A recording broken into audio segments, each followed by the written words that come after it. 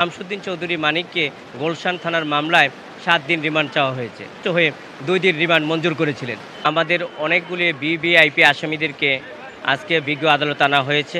তার ভিতরে প্রাক্তন আইজিপি চৌধুরী আবদুল্লাল মামুন এবং বিশিষ্ট সাংবাদিক ফারজানা রূপা এবং বিশিষ্ট সাংবাদিক শাকিল আহমেদ এবং বিশিষ্ট সাংবাদিক মোজাম্মেল বাবু এবং ঢাকা বিশ্ববিদ্যালয়ের ছাত্রলীগের সাধারণ সম্পাদক তানভীর আহমেদ সৈকত এবং ঢাকা উত্তরের সম্মানিত মেয়র আতিকুল ইসলাম এবং প্রাক্তন নৌ পরিবহন মন্ত্রী শাহজাহান খান এবং প্রাক্তন আইন ও বিচার ও সংসদ বিষয়ক মন্ত্রী অ্যাডভোকেট আনিসুল হক এবং প্রাক্তন যাত্রাবাড়ী থানার ওসি আবুল হাসান এবং আপিল ডিভিশনের মাননীয় সম্মানিত বিচারপতি শামসুদ্দিন চৌধুরী মানিক সাহেবকে আজকে বিজ্ঞ আদালতে আনয়ন করা হয়েছে।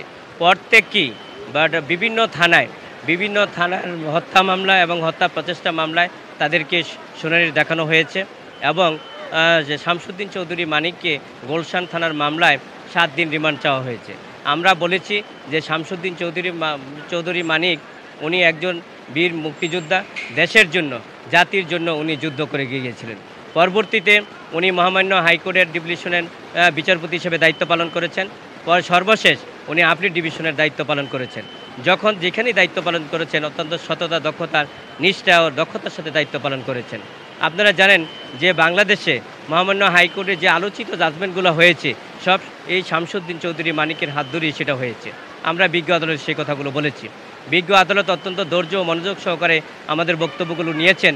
পরবর্তীতে উনি ৭ দিন রিমান্ড চাওয়ার পরিপ্রেক্ষিতে বিজ্ঞ আদালত সন্তুষ্ট হয়ে ২ দিন রিমান্ড মঞ্জুর করেছিলেন।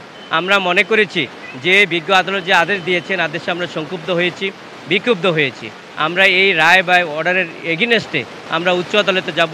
আমরা আশা করি উচ্চ আদালতে গেলে আমরা ন্যায় বিচার পাব। কারণ হচ্ছে উনি একজন ফ্রিডম ফাইটার, উনি একজন বিচারপতি, উনি একজন সিনিয়র সিটিজেন, উনি একজন বয়স্ক ব্যক্তি, ওনার রিমান্ড হতে পারে না, যা সিআরপিসিতে লঙ্ঘন।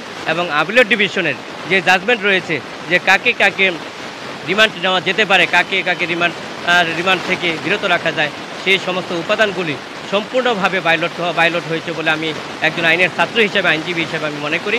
সেই হিসাবে আমরা উচ্চ আদালতে যে সাবমিশনগুলি রাখবো, আমরা আশা করি উচ্চ আদালতে আমরা ন্যায় বিচার পাবো। তাহলেই আইনের শাসন প্রতিষ্ঠিত হবে, আইন এবং আদালতের প্রতি মানুষের আস্থা এবং বিশ্বাস বাড়বে। আমি অ্যাডভোকেট মোরশেদ হোসেন শাহিন, জজ কোর্ট, ঢাকা।